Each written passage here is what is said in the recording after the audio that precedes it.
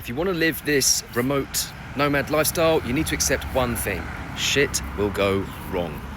Let me tell you a story about the time I lost my passport 45 minutes before having to leave to get on a flight. At the start of last month, I was packing up my bags, ready to get a taxi to the airport, and about 45 minutes before the taxi turned up, I realised that my passport was not in my room. Now, I'm not 18 anymore, so I don't take it out with me for like ID purposes. So it had to be in there, but I turned the place upside down and it was nowhere to be seen. So I called up my taxi driver, Echo, and just said, like, bro, forget the airport. Can you take me to the police station instead?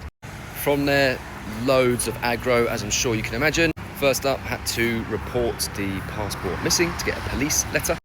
Called the British Embassy to let them know what was going on. Logged into the government website and cancelled my passport.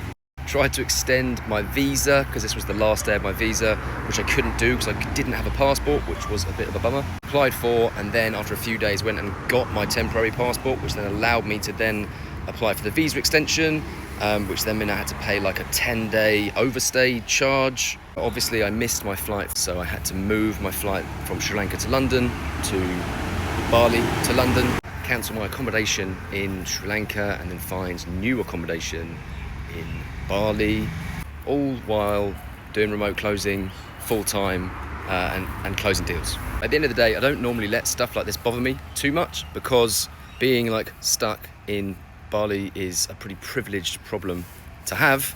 However, for some people, the fallout from this would have been their worst nightmare. So the lesson here is, if stuff going wrong and not going to plan like that is your idea of hell, then this lifestyle probably is not for you. If you're relatively cool with it, then you should love it. Peace.